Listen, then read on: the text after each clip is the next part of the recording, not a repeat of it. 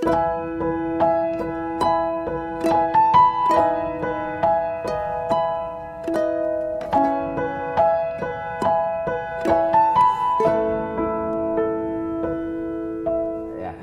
kita berdoa terlebih dahulu sebelum kita mendengarkan firman Tuhan. Bapa di surga, terima kasih Tuhan memberi kami kesempatan untuk berkumpul bersama-sama. Kami tahu Tuhan bukan cuma memberi kami kesempatan, tapi juga kekuatan. Tuhan bukan cuma memberi kami kemauan, tapi juga kemampuan. Sehingga kami bisa bersekutu bersama-sama, memuji Tuhan, menyanyikan kebaikan-Mu. Dan sekarang tiba saatnya bagi kami untuk mendengarkan firman-Mu. Kami berdoa kiranya Tuhan menolong kami semua. Beri kami hati yang lapar dan haus terhadap firman-Mu. Tolong kami ya Roh Kudus, kiranya Engkau bekerja melampaui kata-kata hamba-Mu, melebihi apa yang mampu kami doakan atau pikirkan. Kami sungguh berdoa, kiranya anugerah-Mu cukup bagi kami semua malam hari ini ya Tuhan. Baik bagi hamba-Mu yang menyampaikan, maupun bagi umat-Mu yang mendengar. Terima kasih, kami menyiapkan hati kami, siap mendengarkan firman-Mu, di dalam nama Tuhan Yesus Kristus. Amin. Amin. Amin. Nah, sekali lagi salam semuanya. Nah, hari ini saya akan menyampaikan firman Tuhan dengan tema yaitu anugerah yang membuat terobosan. Grace that makes a breakthrough. Dan saya akan memulai dengan sebuah pertanyaan untuk kita ya, sebuah pertanyaan untuk kita. Apakah bersabar saja cukup dalam menghadapi sebuah pergumulan? Apakah waktu akan menyembuhkan? Pertanyaannya dua, saling berkaitan. Apakah bersabar saja cukup dalam menghadapi pergumulan, dan apakah memang kita bisa berharap waktu akan menyembuhkan? Nah, kira-kira siapa yang setuju bahwa waktu bisa menyembuhkan? Silakan memberikan reaksi ya. Yang setuju pertama dulu ya, bahwa kita ini kalau menghadapi penderitaan cukup dengan bersabar. Bersabar itu cukup untuk menghadapi penderitaan. Silakan kasih reaksinya dulu. Nah, apa nih reaksinya? Baik ya, tidak mengganggu. Oke, yang kedua adalah apakah kita setuju bahwa waktu akan menyembuhkan? Yang setuju bisa kasih reaksi juga. Wah, waktu akan menyembuhkan. Kalau kita, wah ada ya, waktu akan menyembuhkan, bersabar, itu diperlukan di dalam pergumulan kita, gitu. Wah, saya setuju sekali bahwa di dalam pergumulan kita butuh waktu kadang-kala. Nggak bisa semuanya terjadi secara instan. Saya setuju. Saya juga setuju bahwa ketika kita menantikan waktunya, kita juga harus bersabar di dalam penantiannya. Tapi malam hari ini kita akan melihat sebuah cerita di dalam Alkitab yang akan memberitahu kita bahwa waktu saja tidak cukup. Bukan berarti waktu tidak diperlukan, tapi waktu saja tidak cukup. Kita juga akan belajar bahwa kesabaran saja tidak cukup. Bukan berarti kesabaran tidak diperlukan, tetapi kesabaran saja tidak cukup. Kesabaran saja tidak cukup. Nah, mari kita membuka Alkitab kita bersama-sama di dalam Yohanes pasal yang kelima. Saya coba share screen di sini. Yohanes pasal yang kelima, ya. Oke. Mari kita membaca bersama-sama. Mari kita membaca ya. Sesudah itu ada hari raya orang Yahudi dan Yesus berangkat ke Yerusalem. Di Yerusalem dekat pintu gerbang domba ada sebuah kolam yang dalam bahasa Ibrani disebut Bethesda. Ada 5 serambinya. Dan di serambi-serambi itu berbaring sejumlah besar orang sakit, orang-orang buta, orang-orang timpang, dan orang-orang lumpuh yang menantikan goncangan air kolam itu. Sebab sewaktu-waktu turun malaikat Tuhan ke kolam itu dan menggoncangkan air itu. Barang siapa yang terdahulu masuk ke dalamnya, sesudah goncangan air itu menjadi sembuh. Apapun juga penyakitnya. Di situ ada seorang yang sudah 38 tahun lamanya sakit. Ketika Yesus melihat orang itu berbaring di situ, dan karena ia tahu bahwa ia telah lama dalam keadaan itu, berkatalah ia kepadanya, maukah engkau sembuh? Jawab orang sakit itu kepadanya, Tuhan, tidak ada orang yang menurunkan aku ke dalam kolam itu apabila airnya mulai goncang. Dan sementara aku menuju ke kolam itu, orang lain sudah turun mendahului aku. Kata Yesus kepadanya, bangunlah, angkatlah tilammu, dan berjalanlah. Dan pada saat itu juga sembuhlah orang itu, lalu ia mengangkat tilamnya dan berjalan. Amin. Amin. Ini cerita yang sudah sangat populer sekali. Dulu cerita ini menjadi salah satu yang ditertawakan banyak orang karena kelihatannya seperti hal-hal yang tidak masuk akal ya. Malaikat datang menguncangkan air, kemudian kalau airnya bergoncang orang-orang sakit masuk bisa sembuh dan seterusnya.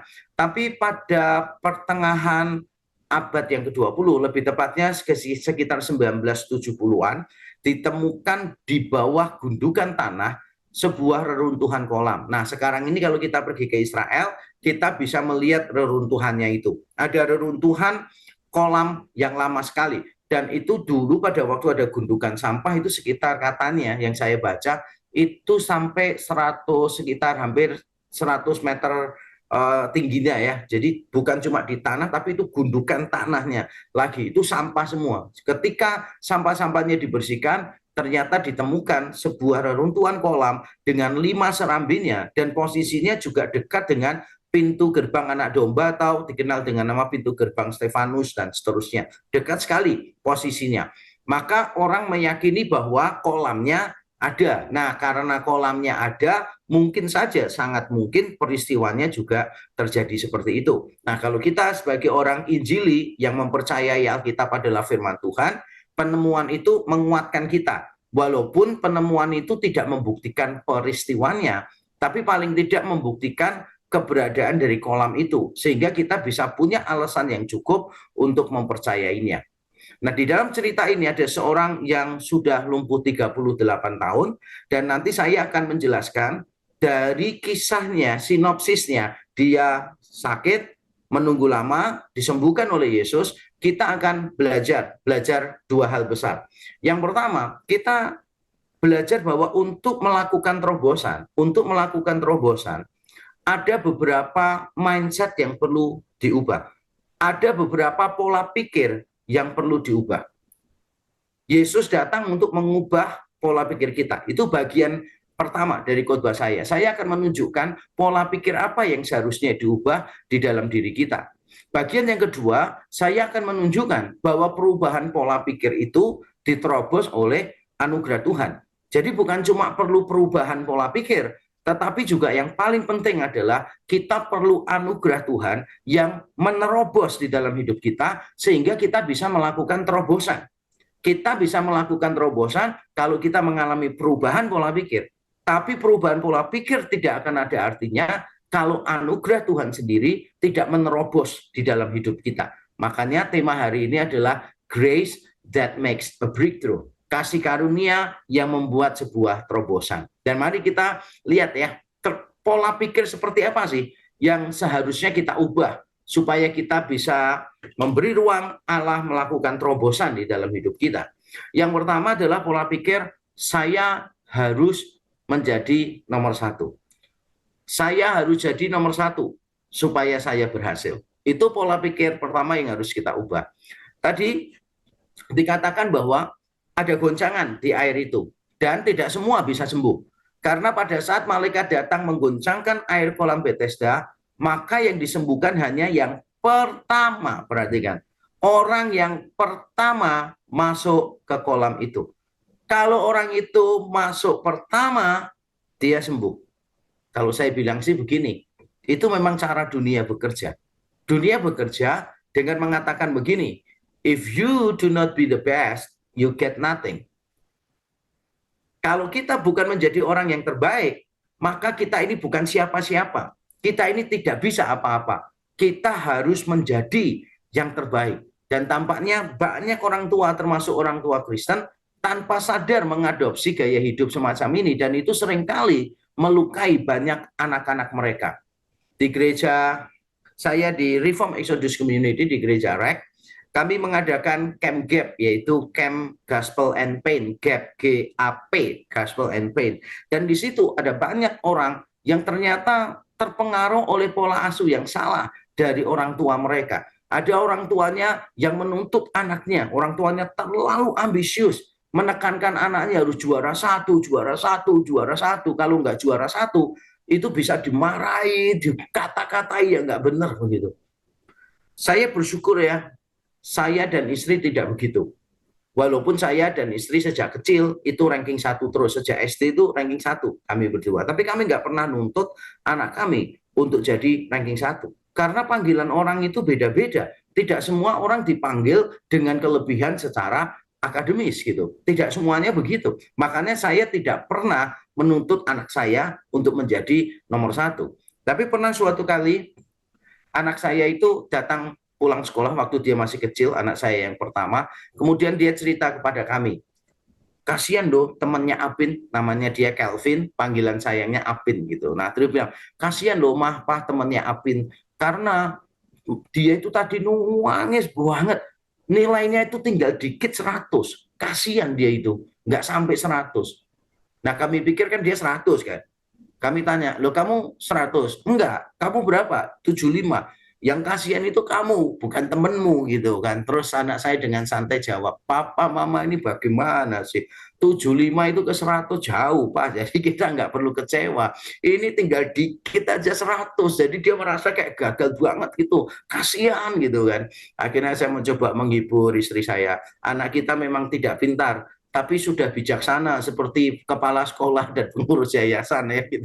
Walaupun kecil dia bijaksana, bisa memaknai hidup gitu kan ya. Nah, tapi saya sadar sih beberapa orang tua nggak bisa begitu. Beberapa orang tua itu menuntut anaknya terus harus ranking 1.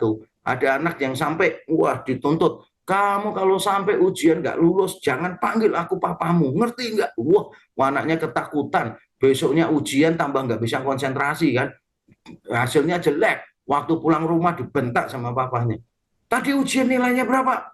Wah, anaknya dengan ketakutan ngomong, permisi susu ini siapa ya gitu, karena nggak boleh panggil dia papahnya. Dan ada banyak lah orang-orang yang semacam itu ya, nuntut anaknya itu harus berprestasi gitu kan, makanya anaknya besoknya ujian ditanya lagi gitu kan ya, nilaimu berapa tadi? Wah, anaknya dengan santai jawab 90 Pak. Wah, dipuji sama papanya, bagus 90 gitu, baru anaknya papa ya kan. Ujian apa tadi? 90. Oh, matematika 30, fisika 30, bahasa Inggris 30 gitu kan.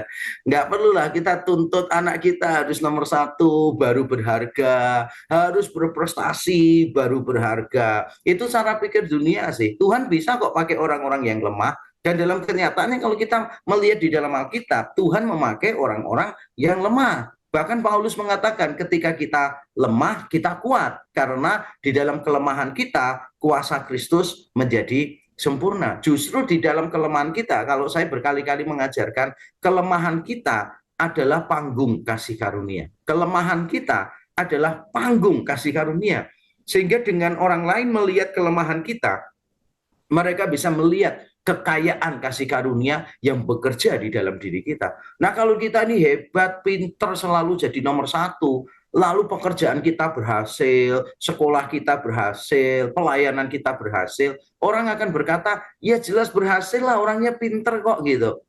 Tapi ketika kita tidak jadi yang terbaik, tapi pelayanan, pekerjaan, keluarga kita, studi kita tetap baik, maka orang bisa melihat, wow, itu anugerah Tuhan yang bekerja di dalam diri kita. Makanya kita jangan sungkan-sungkan untuk menceritakan kekurangan kita, bukan kekurangan finansial ya Bapak Ibu ya, kalau itu namanya minta tolong gitu kan ya. Menceritakan kelemahan-kelemahan kita, kekurangan-kekurangan kita, menceritakan kegagalan-kegagalan kita, is okay. It's okay to be not okay, saudara. Nggak masalah sebetulnya. Tapi kita berapa banyak di antara kita yang seringkali ingin jadi nomor 1. Itu cara pikir yang harus kita ubah. Yang kedua, pola pikir yang harus kita ubah adalah bersabar saja, tapi tidak berharap. Bersabar saja, tapi tanpa pengharapan. Itu juga harus kita ubah. Coba kita ingat ayat tadi ya. Tuhan itu bertanya begini loh kepada orang yang lumpuh itu. Pertanyaannya sederhana sekali. Maukah engkau sembuh? Pertanyaannya jelas nggak sih? Maukah engkau sembuh? Jawabannya apa? Kalau saudara ditanya, maukah engkau sembuh? Jawabannya itu cuma 2. Mau atau tidak mau gitu kan. Dan saya jamin 100% orang kalau ditanya, maukah engkau sembuh? Ya dia akan jawab, maulah sembuh. Tapi ternyata yang diucapkan oleh orang lumpuh ini berbeda. Ketika ditanya, maukah engkau sembuh? Dia jawab begini, Tuhan, gitu, aku ini tidak punya orang lain yang menurunkan aku ke kolam itu kalau airnya bergoncang. Dan kalau aku berusaha sendiri, pasti didahului oleh orang lain. Ini pertanyaannya apa, jawabannya apa gitu loh, Sarah. Ini kalau dalam bahasa anak-anak sekarang itu namanya Joko Sembung bawa golok ya gitu kan. Cuma saya nggak berani melanjutkan artinya apa itu ya Bapak Ibu. Karena kasar banget itu namanya Joko Sembung bawa golok gitu. Ditanya apa, jawabnya apa. Pertanyaannya lo simple. Apakah kamu mau sembuh? Yesus bahkan tidak bertanya, apakah kamu dapat sembuh? Enggak loh, saudara. Kalau Yesus bertanya, apakah kamu dapat sembuh? Orang itu mungkin bisa meragukan Yesus. Siapa kamu untuk menyembuhkan aku? Tapi tidak loh, jawaban orang itu bukan itu. Yesus bertanya, maukah engkau sembuh? Jawabannya dia itu yang lantur kemana-mana. Kenapa? Karena orangnya sudah tidak punya pengharapan. Sehingga dia tidak bisa melihat jalan keluar. Orang yang tidak punya pengharapan, orang itu tidak bisa melihat jalan keluar. Padahal jalan keluarnya sudah dibuka. Tuhan sudah bertanya, maukah engkau sembuh? Tapi karena nggak punya pengharapan, dia tidak bisa melihat jalan keluar. Saya membaca beberapa riset yang dilakukan yang cukup menarik menurut saya untuk menunjukkan bahwa orang yang tidak punya pengharapan, dia tidak bisa melihat jalan keluar. Riset yang pertama itu berkaitan dengan gajah. Ya. Kalau Bapak Ibu perhatikan gajah-gajah yang ada di misalnya lah di safari, di mana begitu, kadangkala mereka melakukan atraksi gajahnya itu cuma diikat oleh tali yang kecil sekali, kemudian ditaruh di sebuah tiang. Gitu. Padahal jujur ya, gajah itu punya kekuatan untuk menghancurkan tiang itu. Dia punya kekuatan. Karena kekuatan gajah itu luar biasa. Dan kita bertanya-tanya, mengapa ya gajah kok tidak melakukan itu? Saudara perhatikan aja, misalnya ya, gajah itu bisa mem, apa itu, melempar badak, seekor badak yang gede. Itu bisa diguling-gulingkan, padahal itu berapa kuintal coba. Gede banget kan gitu beratnya badak, tapi kalah loh oleh gajah dan bisa diguling-gulingkan oleh gajah. Gajah itu kuat. Pertanyaannya, kenapa gajah dengan tali yang kecil, dengan tiang yang kecil, dia tidak kemana-mana? Ternyata penjelasannya cukup sederhana ya. Gajah itu sejak kecil, ini kalau yang sejak kecil ya, sejak kecil dia itu diberi rantai yang gede, kemudian ditaruh di tiang. Nah kalau dia masuk di tempat itu sudah gede, berarti rantainya dibikin yang lebih gede lagi. Dia dirantai, lalu dia berusaha untuk pergi nggak bisa, karena rantainya lebih kuat daripada dia, tiangnya lebih kuat daripada dia. Lalu beberapa waktu kemudian diganti, rantainya lebih kecil, tiangnya sama. Tetap dia nggak bisa keluar, karena dia sudah malas berusaha. Pada akhirnya ketika diganti tiang yang lebih kecil, talinya lebih kecil, tetap dia tidak akan lepas. Kenapa? Karena dia sudah mencoba berkali-kali dulu dan gagal. Mencoba berkali-kali dulu dan gagal. Nah, percobaan kedua yang saya baca dari sebuah riset adalah ini, tikus. Jadi ada tikus yang ditaruh di satu tempat gitu. Kemudian di bagian belakangnya itu ada beberapa yang modelnya kayak pintu gitu. Kayak pintu. Tikusnya mau pergi ke situ, pada waktu mau keluar, ternyata pintu itu palsu ya. Dia masuk ke pintu, ternyata ada dinding. Jadi tiap kali dia keluar, ada dinding itu. Dia keluar lagi. Percuma, dia nggak bisa kemana-mana, karena tiap kali mau keluar dari pintu itu, ternyata sudah ada dinding lagi yang sempit sekali. Dia nggak bisa sembunyi di situ. Jadi dia merasa, pintu itu tiap kali didorong keluar, itu nggak bisa buka sepenuhnya. Dan itu berjalan terus-menerus. Sampai suatu ketika dinding yang belakangnya pintu itu diambil. Dan ternyata menurut eksperimen itu, saya tidak tahu ya apakah eksperimen ini kalau diulang-ulang hasilnya bisa beda. Tapi di eksperimen itu ternyata setelah dindingnya diambil, tikusnya tetap tidak keluar. Pertanyaannya kenapa tikusnya tetap tidak keluar? Karena dia sudah mencobanya berkali-kali, berkali-kali, berkali-kali, berkali-kali, dan akhirnya dia berkata, sudah nggak mungkin bisa. Jadi dia kehilangan pengharapan di situ. Orang lumpuh ini sabar loh, sabar. dia sudah lumpuh itu lama. Dan untuk orang yang dengan kondisi seperti itu, dan kalau mau sembuh harus cepat-cepatan, orang ini termasuk sabar loh, sungguh. Orang ini termasuk sabar. Tapi sabar saja tidak cukup. Kita ini membutuhkan pengharapan, bukan cuma kesabaran. Berapa banyak di antara kita yang sabar, tapi bahasanya itu loh, ya udah mau diomong apa, dijalani aja. Ya, memang gini sudah salah milih mau ngomong apa, ya kan itu. Selalu orang mikirnya kayak begitu. Bahasanya itu kayak bahasa-bahasa pesimis. Apapun sedikit-sedikit itu pesimis, sedikit-sedikit itu pesimis gitu loh, saudara. Kenapa? Ya karena dia kurang pengharapan. Sabar ya sabar, tapi kurang pengharapan. Berapa banyak saya menangani suami istri yang bermasalah, saudara. Ya biasanya kata kunci di awalnya adalah nggak mungkin, Pak. Nggak mungkin suami saya berubah, Pak. Gitu. Nggak mungkin istri saya ini bisa ngerti saya, Pak. Gitu. Selalu kata kuncinya adalah nggak mungkin, nggak mungkin.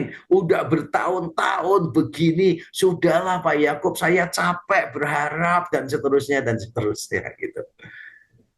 Tapi saya memperhatikan ya, orang-orang tertentu yang punya pengharapan, pada akhirnya orang-orang itu melihat jalan keluar. Orang yang tidak punya pengharapan, orang itu tidak bisa melihat jalan keluar karena di pikirannya, ya percuma lah, percuma lah. Orang lumpuh ini gitu, ditanya pertanyaan yang simpel, maukah engkau sembuh? Jawabannya bisa ngelantur. Itu pola pikir yang kedua yang harus kita ubah kalau kita mau mengalami terobosan dari Allah ya. Pertama, yang harus kita ubah apa? Kita harus menjadi nomor satu. Nah, itu harus diubah. Yang kedua adalah kesabaran saja cukup walaupun tanpa pengharapan. No, itu harus kita ubah. Tidak bisa. Kita bukan cuma butuh kesabaran, kita butuh pengharapan. Pola pikir yang ketiga yang harus kita ubah adalah ini salah orang, ini salah keadaan. Pola pikir yang harus kita ubah itu adalah mencari kambing hitam. Kebiasaan untuk mencari kambing hitam. Nah, orang lumpuh ini ditanya sama Tuhan tadi, maukah engkau sembuh? Jawabannya loh, bisa berkaitan sama orang lain terus itu. Jawabannya bisa gini, Tuhan, tidak ada orang yang menurunkan aku ke kolam itu. Yang disalahkan itu orang lain.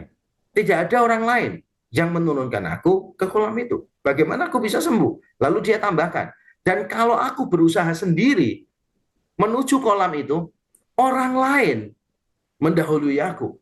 Jadi dia kecenderungannya itu menyalahkan orang lain, lalu menyalahkan keadaannya dia. Kalau aku mencoba turun sendiri, orang lain mendahului aku. Mana bisa kondisiku begini? Orang lain selalu mendahului aku. Bagaimana bisa kondisiku seperti ini? Aku butuh orang lain untuk menolong aku. Selalu pikirannya adalah menyalahkan, menyalahkan, dan menyalahkan. Ada berapa banyak orang yang tidak pernah bisa bebas dari rasa bersalah.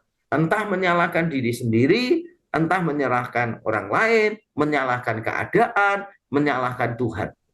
Saya berjumpa dengan beberapa orang, saudara, yang peristiwanya sudah berlangsung lama, tapi dia tetap tidak bisa mengampuni. Saya mengenal sebuah keluarga yang sampai hari ini tidak bisa mengampuni keputusan papanya. Papanya mengambil keputusan yang drastis, meninggalkan pekerjaan, meninggalkan kotanya, mencoba mengadu nasib di tempat lain. Tapi ternyata gagal, berantakan. Padahal kerjaannya sudah cukup baik. Tapi karena alasan keamanan, macam-macam, dia memutuskan untuk pindah ke tempat lain. Dan ternyata dia harus memulai dari nol, keluarganya tidak siap dengan semuanya itu.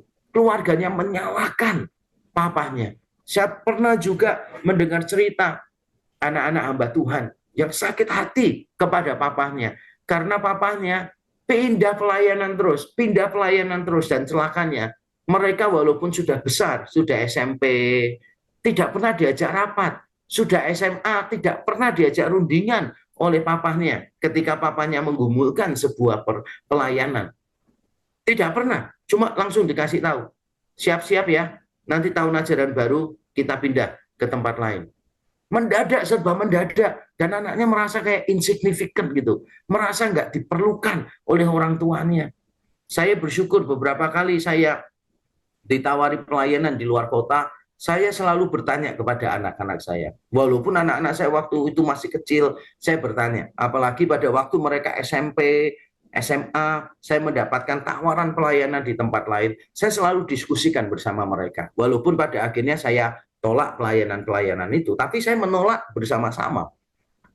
Tidak selalu saya setuju dengan anak saya juga, atau anak saya setuju dengan saya. Pernah saya ditawari pelayanan di Surabaya dengan gaji yang minimal sebulan 100 juta. Nah itu saya tolak, dan anak saya tahu kan waktu itu saya menolak. Wah itu diskusinya panjang di rumah itu kan.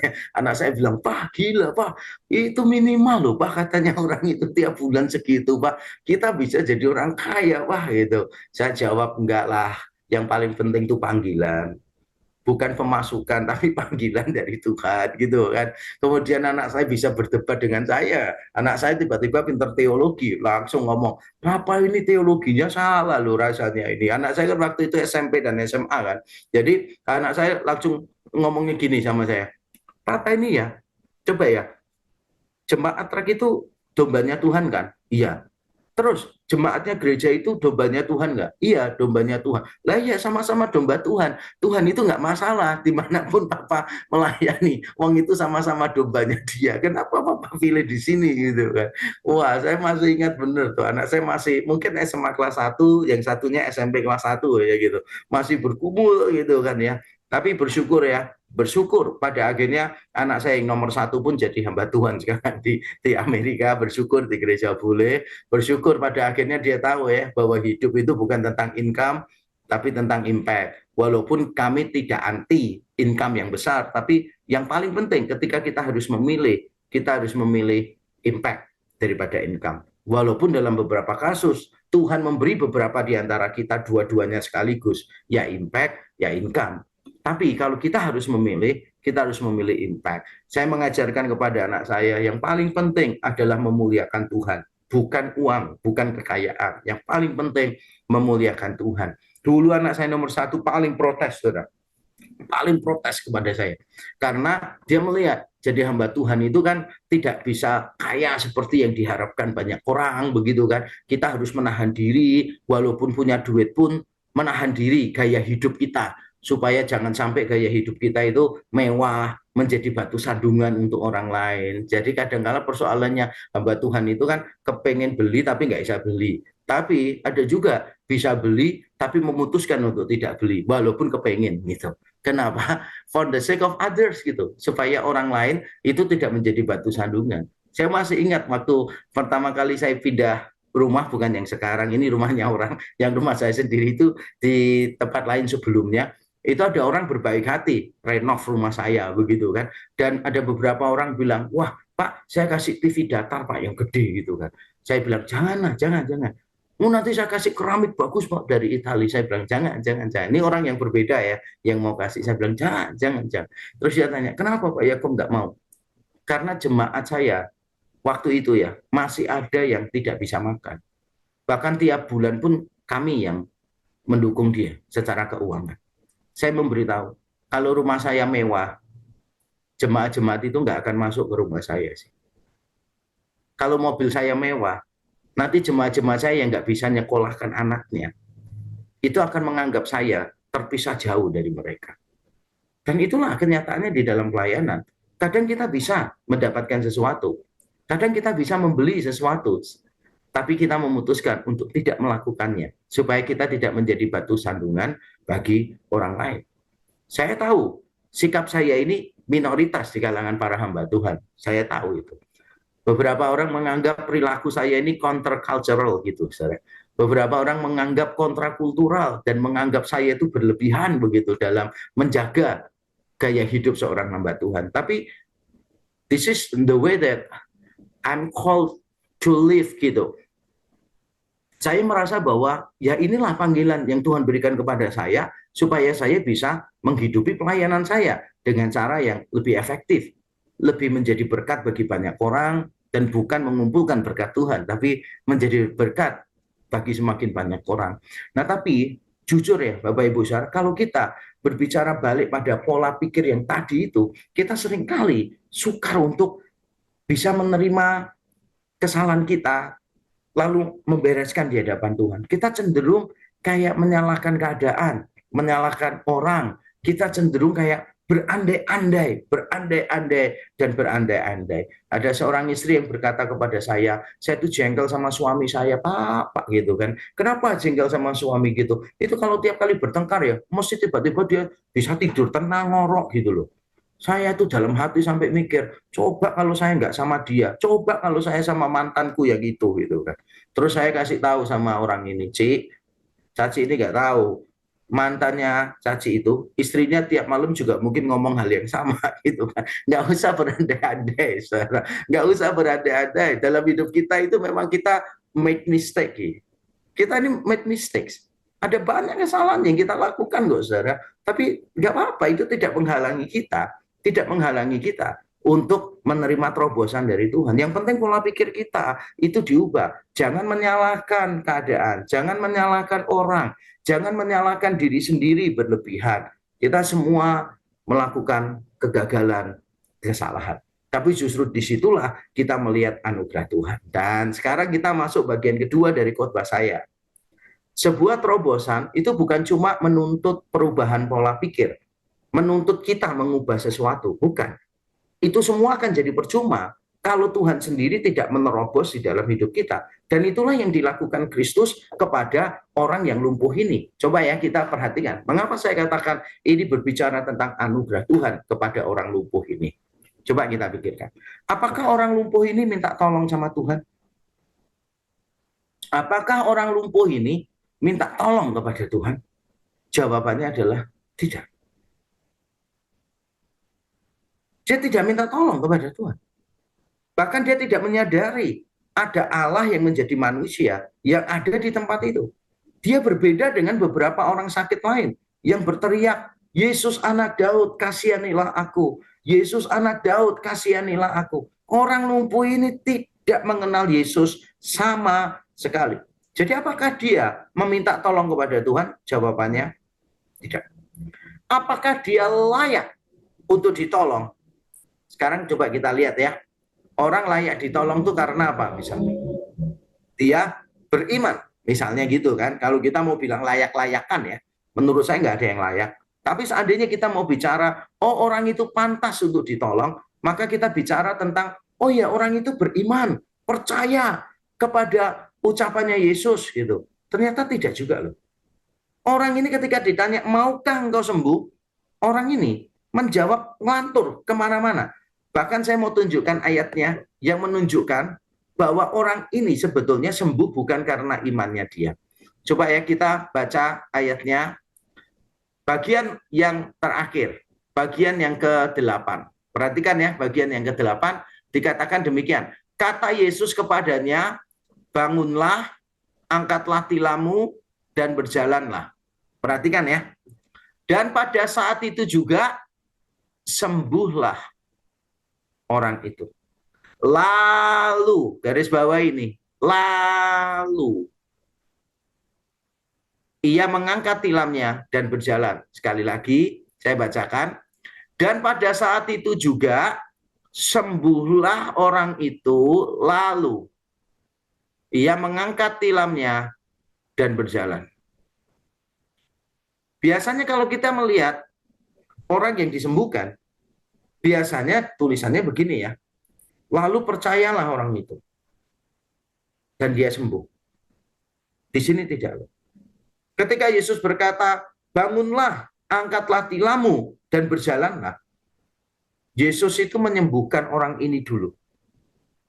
Setelah orang ini sembuh, lalu dia bisa melakukan yang Yesus katakan. Bukan pada saat. Kan kadang-kala kalau ada orang sembuh kan gitu kan, pada saat orang itu menaati Yesus, pada saat itu dia sembuh. Tidak. Orang ini sembuh duluan, sama seperti perempuan yang pendarahan 12 tahun itu. Ketika dia menyentuh jubahnya Yesus, dia sudah sembuh. Baru Yesus menemui dia. Tapi kan masih lumayan perempuan yang 12 tahun itu. Karena dia berpikir, asalku jamah jubahnya, aku sembuh. Walaupun imannya salah, beriman kepada barangnya Yesus, jubahnya Yesus, bukan beriman kepada Yesus, tapi minimal perempuan yang 12 tahun pendarahan ini punya sesuatu. Orang lumpuh ini enggak loh. Dia tidak minta tolong, dia juga tidak beriman. Ketika ditanya, maukah engkau sembuh? Jawabannya ngantor. Dan Yesus harus menyembuhkan orang ini dulu. Baru orang ini bisa menaati Yesus. Dan yang terakhir, mengapa saya mengatakan bahwa ini adalah kasih karunia Tuhan? Karena orang ini sebetulnya tidak pantas untuk ditolong. Coba kita lihat ayat-ayat di bawahnya ya. Yesus menemui orang ini. Coba kita melihat ayat yang ke-14. Kemudian Yesus bertemu dengan dia di dalam bait Allah. Lalu berkata kepadanya, engkau telah sembuh, jangan berbuat dosa lagi. Berarti sebelumnya dia berbuat dosa, supaya padamu jangan terjadi yang lebih buruk.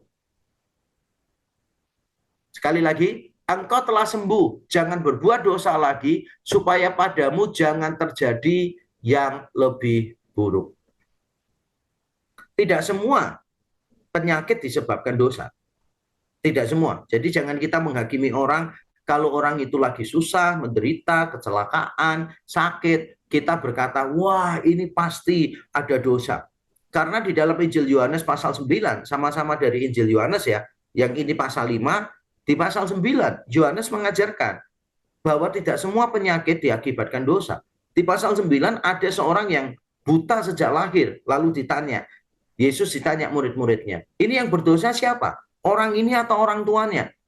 Langsung dijawab, bukan dia, bukan orang tuanya. Tetapi memang pekerjaan Allah harus dinyatakan di dalam diri orang ini. Tidak semua orang sakit disebabkan oleh dosa. Tapi dalam kasus ini disebabkan oleh dosa. Kasus ini mirip dengan Yakobus pasal 5 itu. Ketika ada orang yang sakit, nggak bisa bangun, sampai para penatua perlu datang mengolesi dengan minyak, orang itu sembuh dan dosanya diampuni. Berarti orang itu sakit karena berdosa. Nah, orang lumpuh ini juga sakit karena dia berdosa. Sakitnya itu karena dia berdosa. Lalu Tuhan berkata, udah kamu sudah sembuh, jangan berbuat dosa lagi. Orang ini nggak layak loh. Benar-benar nggak layak untuk ditolong. Dia tidak minta tolong, dia tidak percaya, dan dia berdosa. Tapi Tuhan menerobos hidupnya dia, memberikan anugerahnya. Dan ketika saya membaca cerita ini sekali lagi, mengapa ya Tuhan perlu menemui dia lagi di bait Allah? Toh orang ini sudah mendapatkan yang selama ini dia inginkan, yaitu kesembuhan. Tuhan sudah memberikan kesembuhan itu kepada orang ini. Tapi Tuhan kita selalu, saya katakan, Tuhan itu selalu memberi lebih baik daripada yang kita minta. Bukan cuma Tuhan tidak bisa memberi kurang dari yang terbaik, tapi Tuhan selalu memberi yang lebih baik kepada kita. Orang lumpuh ini cuma minta mujizat, tapi Tuhan memberi yang jauh lebih indah dari mujizat. Orang ini cuma meminta kesembuhan, tapi Tuhan memberikan perjumpaan secara personal. Dan perjumpaan secara personal itulah yang lebih penting daripada mujizat. Banyak orang Kristen menjadi miracles addict gitu, pecandu-pecandu mujizat. Padahal kita tahu mujizat itu cuma alat, mujizat itu cuma tanda. Yang paling penting adalah perjumpaan pribadi dengan yang ditandakan itu. Misalnya kalau saudara pergi di pinggir jalan, kemudian melihat ada tanda rumah sakit gitu, ada tanda tempat tidur biasanya gitu. Wah, ini rumah sakit. Lalu saudara taruh orang-orang sakit di bawah tanda itu. Rambu-rambu itu. Pasti nggak sembuh lah. Mujizat itu juga begitu. Mujizat itu tanda yang membawa seseorang pada perjumpaan personal dengan Tuhan. Tuhan itu beranugerah besar dalam hidup kita. Dia bukan cuma memberikan kesembuhan, tetapi perjumpaan secara personal kepada orang yang lumpuh ini. Saya tidak tahu keadaan kita masing-masing malam hari ini seperti apa. Mungkin ada di antara kita yang bahkan takut untuk berharap karena kita takut kecewa lagi. Ada beberapa orang yang takut berharap karena takut kecewa. Saya pernah berjumpa dengan seseorang dan dia berkata, saya ini sudah nggak berani berharap Pak, katanya. Kenapa? Karena saya takut kecewa. Saya jawab, pasti berharapnya sama manusia ya. Pasti berhadapnya sama manusia, makanya kecewa. Tapi kalau kita berharapnya kepada Tuhan, Tuhan tidak pernah mengecewakan. Mungkin ada di antara kita yang berkata, sudahlah, nggak mungkin lah. Ya, pernikahanku hancur-hancur lah, whatever will be, kue sera-sera, begitu kan. Sama seperti orang lumpuh ini. Tapi malam hari ini Tuhan menyapa kita dan berkata, hey, aku punya kasih karunia loh. Aku mau menerobos di dalam hidupmu supaya engkau punya terobosan-terobosan. Mungkin ada di antara kita yang pekerjaannya sulit, hubungan dengan pasangan, dengan anak, dengan orang tua, kesehatan, apapun pergumulan kita. Mungkin kita sudah mau give up, tapi Tuhan siap melakukan terobosan di dalam hidup kita. Dia mengasihi kita lebih daripada kita mengasihi diri kita sendiri. Mari kita tunduk kepala, kita berdoa. Bapa di surga, terima kasih. Tuhan memberi kami kesempatan untuk mendengarkan firman-Mu. Hamba-Mu menyerahkan untuk setiap anak-Mu yang mengikuti persekutuan secara online ini.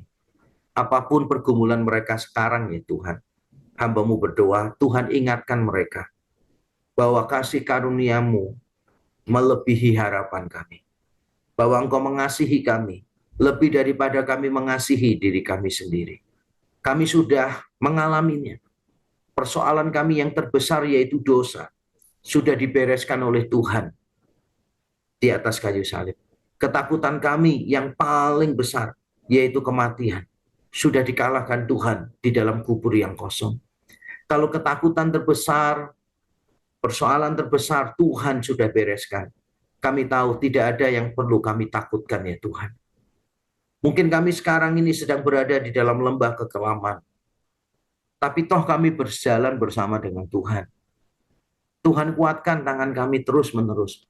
Mungkin di lembah kekelaman ini kami hanya melihat kegelapan, kami nggak bisa melihat cahaya di depan. Tuhan, tangan-Mu kiranya menguatkan kami terus-menerus. Mungkin kami seperti seekor binatang yang dungu, yang tidak tahu harus apa. Tapi tolong beri kami kekuatan untuk tetap di dekat-Mu, seperti yang dilakukan oleh Asaf. Walaupun dia merasa tidak tahu apa-apa, tapi dia tetap tenang berjalan bersama dengan Engkau. Bapa, hamba-Mu menyerahkan setiap anak-Mu malam hari ini. Kiranya Engkau beracara di dalam hidup mereka ya Tuhan. Meyakinkan mereka bahwa kasih-Mu yang terbesar Tuhan sudah berikan. Allah menjadi manusia, menjadi hamba bagi mereka, menyelesaikan persoalan mereka, bahkan mati secara terhina di kayu salib untuk kami semuanya. Tuhan, kiranya kasih-Mu ini terus-menerus menggairahkan hati kami, memberi kami pengharapan yang senantiasa baru. Terima kasih Tuhan, terima kasih. Di dalam nama Tuhan Yesus Kristus, kami berdoa dan kami mengucap syukur. Amin. Nah, silakan teman-teman yang mungkin punya pertanyaan mau ditanyakan kepada Pastor Yakub Trihandoko ya, silahkan di chat ya. Silahkan di chat berkenaan dengan firman Tuhan pada malam hari ini ya. Silahkan buat Anda yang mau bertanya, bagaimana supaya kita selalu mendapatkan kasih karunia Tuhan? Nah, bagaimana Pak ya supaya selalu dapatkan kasih karunia Tuhan?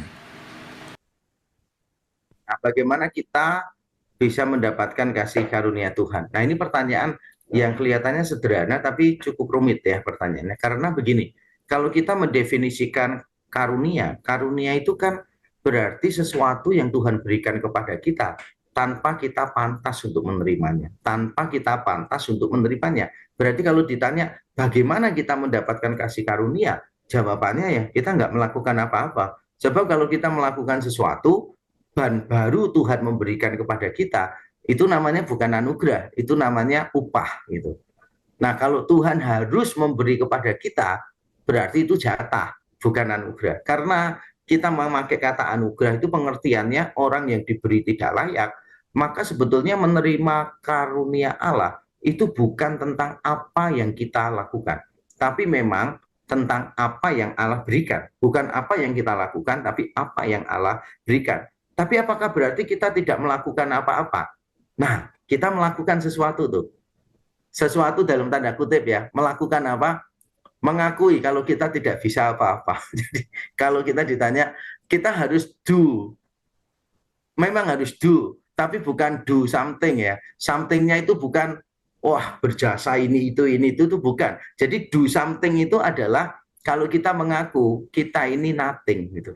Ketika kita mengaku bahwa kita ini no one, bukan siapa-siapa, dan kita ini tidak bisa melakukan sesuatu, we can do nothing tanpa Tuhan. Justru ketika kita mengakui keberdosaan kita, mengakui keterbatasan kita, mengakui kelemahan kita, disitulah kasih karunia itu menerobos di dalam hidup kita. Itu kalau bisa dibilang yang kita lakukan ya.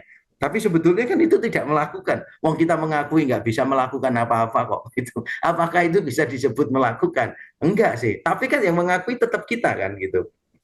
Tetap kita. Tapi kita mengakui bahwa kita tidak bisa melakukan apa-apa. Tapi catatan terakhir ya, kadangkala orang-orang sombong pun ya Tuhan terobos hidupnya. Dia tidak melakukan apapun, tidak mengakui dirinya berdosa, apa segala macam, tapi kasih karunia Tuhan tetap menerobos di dalam hidup seseorang. Jadi kalau saya mau menjawab pertanyaan tadi, bagaimana supaya kita bisa menikmati kasih karunia Tuhan setiap hari? Yang pertama adalah kita mengakui bahwa kita ini tidak bisa apa-apa dan kita ini bukan siapa-siapa. Itu yang harus kita lakukan setiap hari itu. Yang kedua, kita semakin memahami kasih karunia. Sebetulnya kan kelemahan kita ini kan kita ini mengalami tapi tidak memahami. Allah itu kan selalu memberikan kasih karunia-Nya kepada kita, tapi kita seringkali tidak bisa memahami. Walaupun kita mengalami, tapi kita nggak memahami bahwa itu adalah kasih karunia. Kita menganggap bahwa apa yang kita rasakan itu bukan kasih karunia. Maka mungkin yang perlu untuk kita lakukan adalah kita semakin memahami kasih karunia. Saya berkali-kali mengatakan begini, tidak ada kebaikan kita yang bisa menambah kasih Allah kepada kita, tidak ada kesalahan kita, dosa kita yang bisa mengurangi kasih Allah kepada kita. Kenapa? Karena kasihnya sempurna. Kasihnya sempurna, nggak bisa bertambah, nggak bisa berkurang. Kalau kasihnya bisa bertambah, bisa berkurang, berarti sebelumnya tidak sempurna sih. Kasih Allah itu selalu sempurna, tetapi wujudnya tidak selalu sama. Saya ulang ya, kasih Tuhan itu selalu sempurna, tetapi wujudnya tidak selalu sama. Kalau kita misalnya melanggar perintah-perintahnya, hidup dengan sembrono, nah kita tetap dikasihi, tapi bentuk kasihnya, wujud kasihnya beda. Wujud kasihnya apa? Disiplin gitu. Jadi Allah selalu mengasihi kita, tetapi bentuk kasihnya tidak selalu sama. Jadi itu dua hal yang harus kita pertimbangkan supaya kita bisa menikmati terus kasih karunia Tuhan. Pertama adalah mengakui bahwa kita tidak bisa melakukan apa-apa, kita bukan siapa-siapa. Yang kedua adalah semakin memahami kasih karunia. Tidak ada satupun dalam hidup kita yang kita terima, yang kita miliki, yang tidak kita terima. Itu 1 Korintus 4 ayat 7, Paulus menegur jemaat Korintus. Apakah ada yang kamu punya yang kamu tidak terima? Tidak ada. Semua pemberian dari Tuhan. Makanya semua adalah kasih karunia. Oke, terima kasih. Oke, sudah dijawab ya. Nah, ini ada pertanyaan juga ya. Shalom Pak Yakub. Apakah ayat tentang kesembuhan oleh malaikat Tuhan di kolam Bethesda itu adalah sebuah kepercayaan pagan atau memang itu kepercayaan orang Yahudi pada masa itu atau hanya mitos saja? Apakah ayat tersebut ditemukan di semua manuskrip atau hanya sebagian manuskrip saja yang menuliskan ayat itu? Silakan, Pastor. Oke. Ini terima kasih. Yang bertanya ini berarti belajar ya sedikit tentang teologi. Ya, kalau kita melihat ayat ini, memang saya coba cek dulu ya di dalam bahasa Indonesia diberi tanda kurung atau tidak. Tampaknya kalau di dalam bahasa Indonesia tidak diberi kurung deh. Ini ya, kalau kita lihat di sini. Coba kita lihat di sini. Nah, di dalam bahasa Indonesia ini tidak diberi kurung, tidak kelihatan apa-apa. Tapi kalau misalnya kita ganti versinya, misalnya dalam bahasa apa ya, yang lain, coba ya, saya coba cari bahasa yang lain dulu di sini. Mungkin kita bisa menemukan sesuatu. Karena di dalam beberapa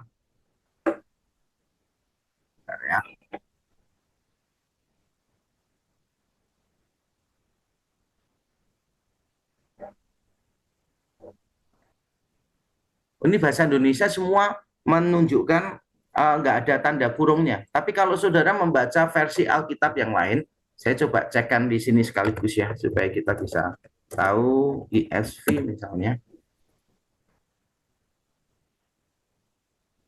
Oke, perhatikan di sini ESV. Kalau kita membaca di ESV, ini ada sedikit perbedaan ya Bapak Ibu. Di ESV ini habis ayat yang ketiga, gitu. Langsung ayat yang ke-5. Nggak ada ayat yang keempat ya. Di dalam terjemahan NIV tidak ada ayat yang keempat. Nah, mengapa tidak ada ayat yang keempat? Di sini diberi keterangan. Nah, ini beberapa manuskrip itu memang menambahkan ayat yang keempat yang kita miliki tadi. Tapi di dalam manuskrip-manuskrip yang kuno, dalam manuskrip-manuskrip yang kuno, memang tidak ada ayat yang keempat itu.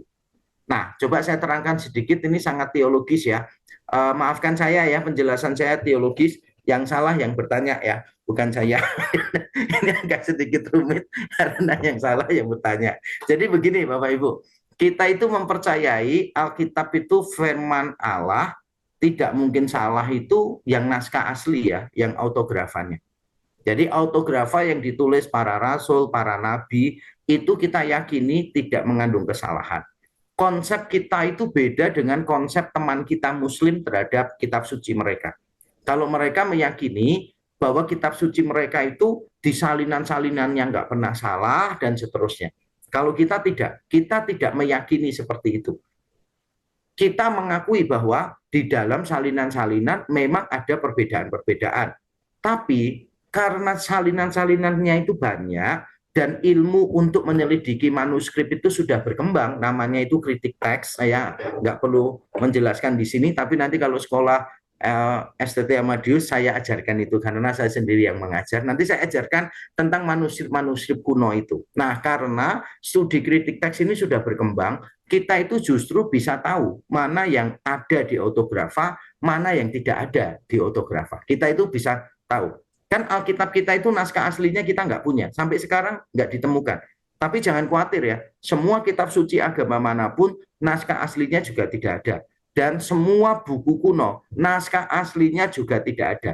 Karena kan sudah ribuan tahun, bahan-bahan kan mudah rusak dan sebagainya. Jadi kita nggak ada masalah, tidak ada naskah asli nggak apa-apa, karena ada kritik teks itu, studi untuk menyelidiki salinan-salinannya tadi. Jadi saya harap keterangan saya tadi bahwa ayat 4 di bahasa Indonesia tidak diberi kurung, tapi di beberapa versi tidak ada, karena dianggap itu tidak asli, dianggap itu disisipkan oleh para penyalin di kemudian hari. Jadi tidak bagian dari naskah asli Alkitab. Tapi apakah itu mengurangi otoritas Alkitab? Tidaklah, sama sekali tidak. Kan kita percaya bahwa yang disebut firman Tuhan tidak mungkin salah kan yang di naskah asli. Bukan yang di terjemahan. Terjemahan bisa keliru nggak? Bisa. Salinan bisa keliru nggak? Bisa. Itulah sebabnya kita perlu orang-orang yang belajar teologi supaya kita bisa tahu mana yang asli dan mana yang tidak asli. Nah, itu saya jawab secara umum dulu tentang Alkitab ya. Nah, setelah saya terangkan itu, sekarang saya jawab pertanyaannya tadi.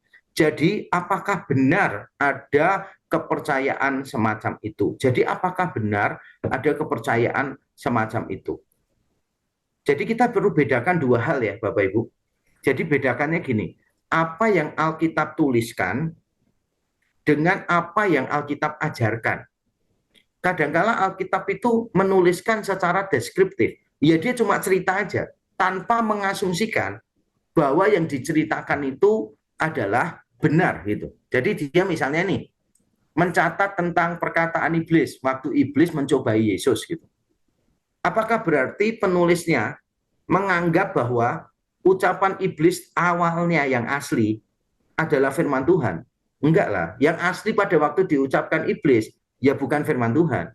Tapi pada waktu dicatat di dalam Alkitab, dengan tujuan yang berbeda, nah itu baru firman Tuhan ya. Jadi pada waktu iblis mengucapkan itu, tujuannya kan mencobai Yesus kan. Nah ucapannya iblis itu ya kita nggak bisa bilang itu adalah firman Tuhan. Misalnya nih, Daud berzina dengan Batseba misalnya. Apakah perbuatan Daud itu firman Tuhan? Ya bukanlah. Tapi pada waktu ditulis di dalam Alkitab dengan tujuan yang khusus, nah itu baru namanya firman Allah. Karena tujuannya sudah bergeser kan. Tujuannya sudah bergeser. Nah, sama seperti itu pula pada waktu kita melihat cerita-cerita di dalam Alkitab, ketika Alkitab menuliskan cerita itu, kita tidak boleh mengasumsikan bahwa karena ditulis, maka diasumsikan semuanya itu pasti benar. Ya kita nggak bisa bilang begitu. Nah, termasuk di dalam kisah ini pertanyaan yang rumit. Jadi pada waktu kita membaca kisah ini, kelihatannya kalau kita melihat ya dengan teliti, ya memang penulis Injil Yohanes itu menceritakan apa yang diyakini oleh orang banyak itu. Jadi orang banyak itu memang meyakini bahwa nanti kalau ada malaikat turun dan sebagainya, mereka bisa sembuh. Atau kalaupun tidak dikaitkan dengan malaikat, kalaupun tidak dikaitkan dengan malaikat, itu kaitannya dengan apa? Bahwa kolam Bethesda itu punya kuasa, airnya itu punya kuasa. Makanya orang akan ke sana terus mendapatkan kesembuhan. Jadi semacam menyediakan air yang itu loh, apa? Air suci, model-model begitulah, air yang berkhasiat gitulah. Sama seperti sekarang kan banyak orang pergi ke Israel ngambil air sungai Yordan gitu kan ya, dipercaya bisa menyembuhkan misalnya gitu kan ya. Nah, ketika saya dalam khotbah misalnya cerita, misalnya ketika saya di khotbah bercerita, saudara banyak orang di Israel itu saya lihat saudara mengambil air sungai Yordan, mereka percaya itu menyembuhkan mereka. Apakah berarti saya setuju dengan perbuatan mereka? Kan belum tentu saya setuju dengan perbuatan mereka. Jadi apapun yang dituliskan di situ dalam arti misalnya ya, apakah kesembuhan terjadi karena airnya atau karena malaikat itu turun begitu, atau itu sekadar sebuah fenomena di bawah kolamnya yang kita tidak tahu, tiba-tiba pokoknya kalau ada goncangan air ya udah tinggal lompat sembuh misalnya gitu. Nah, penulis Alkitab kan tidak memberikan komentar itu sungguh-sungguh terjadi atau tidak sungguh-sungguh terjadi. Yang dikomentari adalah orang itu sembuh oleh Yesus. Nah, kalau orang itu sembuh oleh Yesus, itu kan ditulis oleh penulis Alkitab, berarti itu historis. Tapi apakah orang-orang banyak itu yang menantikan kesembuhan dari kolam Bethesda, apakah benar terjadi kesembuhan kalau ada orang yang melompat? Kita tidak tahu. Bukan tidak mungkin ya, tapi kita tidak tahu. Kenapa tidak tahu? Karena penulis Alkitab tidak memberikan komentarnya terhadap hal itu. Penulis Alkitab itu cuma memberikan gambaran yang sifatnya deskriptif. Ini ada kolam, ada banyak orang yang meyakini nanti kalau masuk kolam itu pertama-tama ketika goncangnya airnya goncang entah karena apa, orang itu sembuh. Penulis Alkitab cuma menceritakan secara deskriptif tanpa memberitahu keyakinan ini benar atau salah. Alkitabnya no comment tentang itu. Nah, karena Alkitabnya no comment, ya sebaiknya kita berpuas diri juga. Kita tidak tahu apakah itu benar-benar terjadi demikian atau tidak. Tapi satu hal yang kita tahu, penulis Alkitab memberitahu kita orang yang lumpuh ini akhirnya sembuh. Nah, itu yang kita tahu sih gitu. Dan ceritanya tampaknya kan lebih natural ya.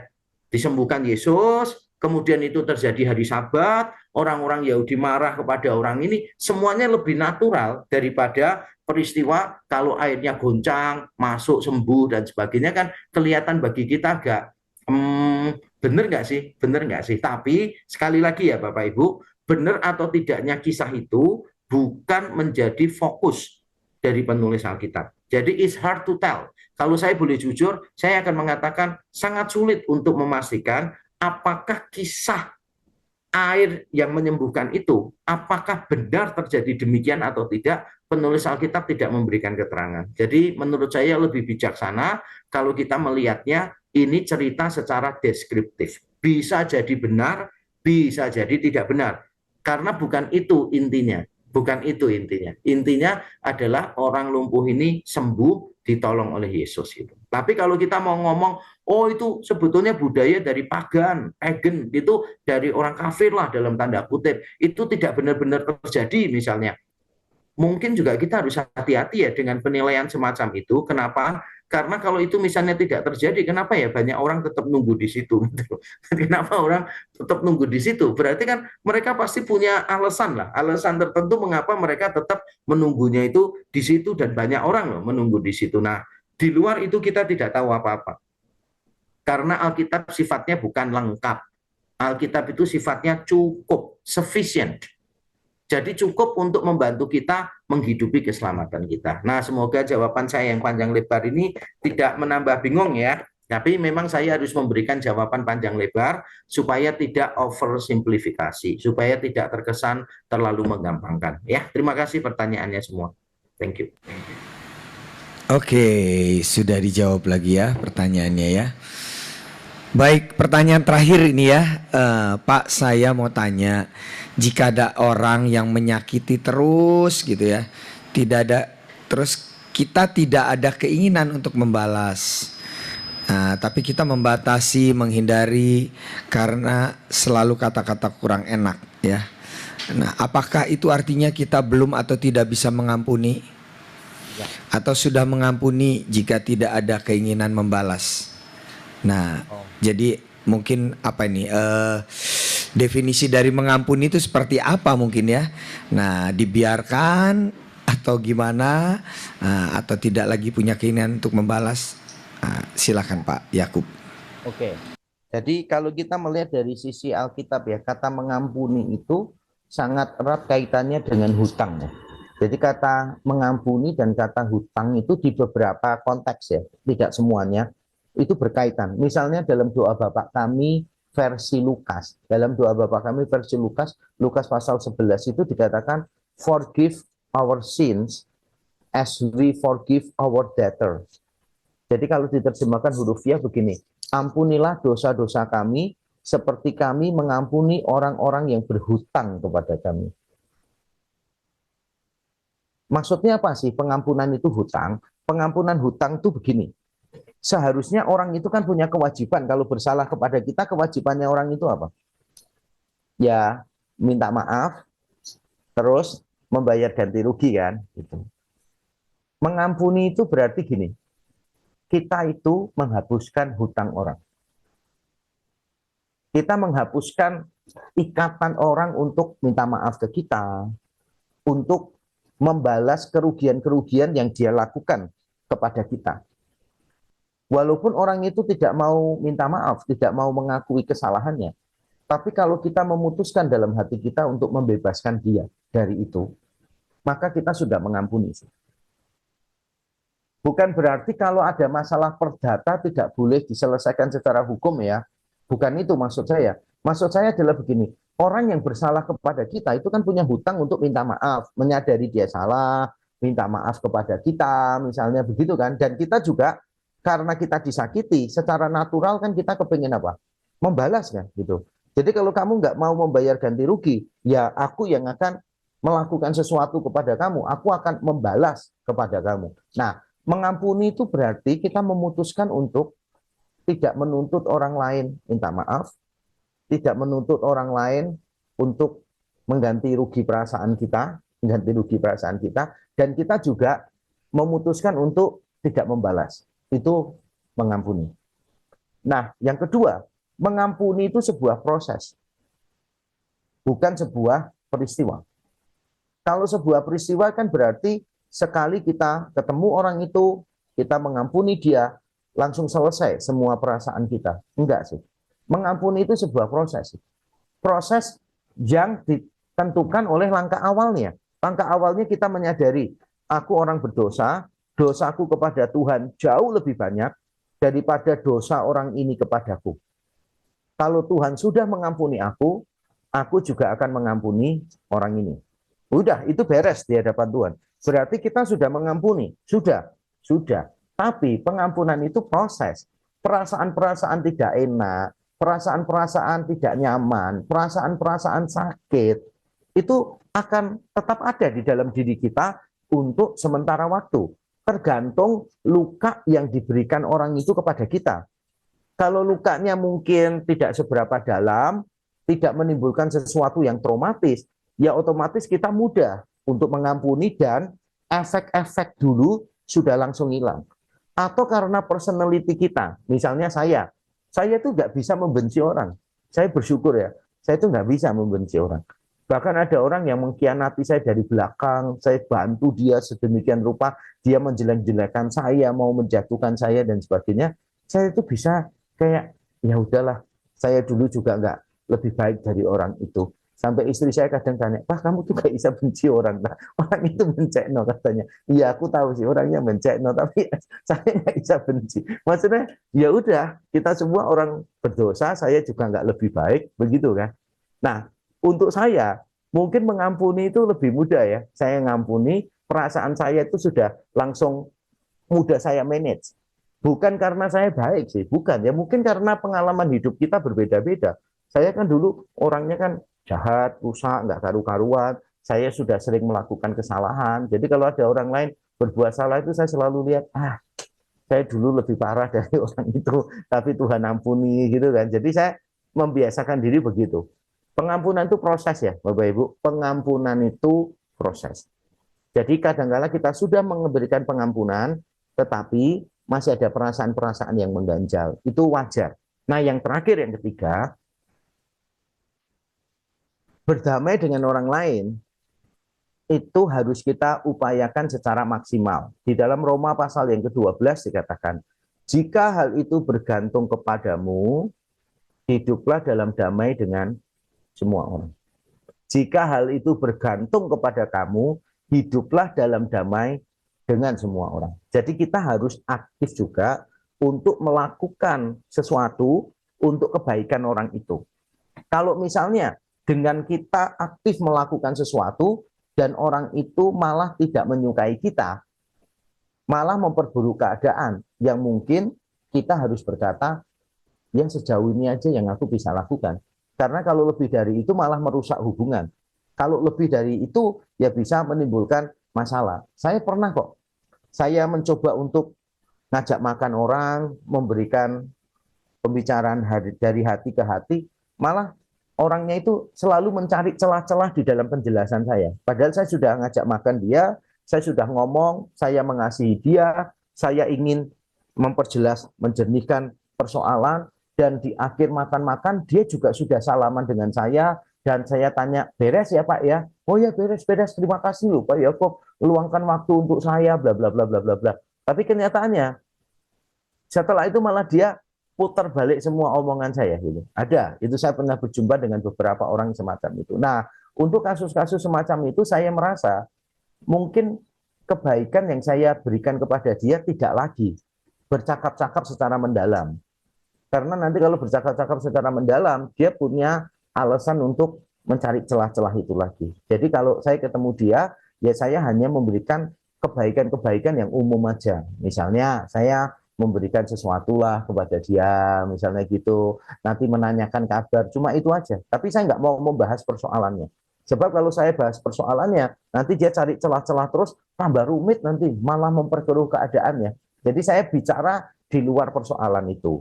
Saya juga pernah misalnya mengirimkan makanan kepada orang yang salah paham dengan saya.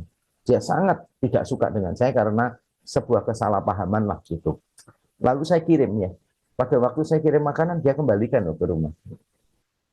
Saya juga pernah, misalnya di pelayanan saya yang lama itu, saya minta tolong orang kan, untuk bantu. Jadi itu sahabat saya terus salah paham. Benar-benar salah paham sih. Bukan hal yang penting banget, tapi dia, mungkin saya nggak tahu kenapa ya, cara pikirnya gitu. Akhirnya hubungan kami itu retak. Gitu. Hubungan kami retak, dia keluar dari tempat pelayanan itu. Tapi saya masih terus mengundang dia untuk melayani di tempat itu. Tapi ternyata dia nggak mau. Nggak mau. Tapi tiap tahun saya undang terus. Sampai akhirnya dia mau. Dan pada waktu dia mau melayani di situ, mengajar tiap minggu, yang menjemput dia itu bukan sopir. Yang menjemput dia itu saya sendiri. Jadi saya rektor loh, ketua di STT itu, saya jadi sopir untuk dia. Karena saya mau membangun relasi. Dan dia suka menerima itu. Jadi saya jemput gitu tuh, menikmati, akhirnya hubungan kami juga cair ya, semakin membaik dan sebagainya. Dia tahu kalau itu cuma salah paham. Saya bersyukur, tapi tidak semua upaya saya membuahkan hasil. Tapi saya selalu tahu bahwa, oh ya ini waktunya untuk berdiam diri dulu. Atau oh ini waktunya mengganti bentuk perhatian kita ke dia. Jangan sampai malah kebaikan kita memperburuk hubungan kita dengan orang itu. Nah, tapi kalau sekarang saya mau fokus pada pertanyaannya. Ini kan pertanyaannya kan menyakiti terus, kita tidak mau membalas. Nah, itu berarti pengampunan. Kita sudah melepaskan dia dari tanggung jawabnya dia, gitu kan. Tapi kita membatasi, menghindari selalu karena ada kata-kata yang kurang enak. Apakah itu kita belum ada tidak bisa mengampuni? Tergantung menghindarinya ya. Menghindarinya itu kalau misalnya kita benar-benar menghindari, mungkin berarti kan luka kita belum sepenuhnya sembuh ya. Tapi kalau saya lihat ini sudah mengampuni sih. Cuma berproses di dalam pengampunan. Jadi kan tadi saya bilang pengampunan itu kan kita menghapuskan hutang orang itu, menghapuskan kewajiban orang itu. Dan kita melepaskan balasan dari tangan kita. Itu pengampunan. Ini kan sudah masuk nih pengampunan. Poin kedua pengampunan itu kan sebuah proses. Bukan event, bukan peristiwa, tapi proses. Dan ini saya lihat sudah berproses, tapi masih sakit gitu. Ya tinggal yang nomor 3 aja tadi. Tinggal sebisa mungkin kalau hal itu bergantung kepadamu, hiduplah dalam damai dengan semua orang. Maka saya sarankan mungkin tunjukkan wujud kasih yang berbeda, bukan bercakap-cakap. Mungkin kalau pas keluar kota gitu kan ya, belikan sesuatu lah untuk dia. Mungkin pada waktu kita keluar rumah gitu, kita belikan sesuatu lah, bawakan sesuatu untuk orang itu kalau orang itu tinggal bersama kita ya gitu. Kalau tidak, ya mungkin bawakan oleh-oleh apa gitu. Saya dulu juga pernah melakukan gitu. Jadi ada orang yang tidak suka dengan saya. Nah, saya berusaha untuk ya keluar kota saya bawakan gitu, tunjukkan kasih. Lama-lama juga bisa mencair ya. Tapi kalau dia sampai mengembalikan pemberian kita, ya sudah, jangan dikirimi terus tambah marah dia kan gitu. Kurang lebih gitulah 3 poinnya ya. Terima kasih. Oke, puji nama Tuhan. Baik, terima kasih ya, terima kasih Pak. Nah, sudah dijawab. Oke. Baik.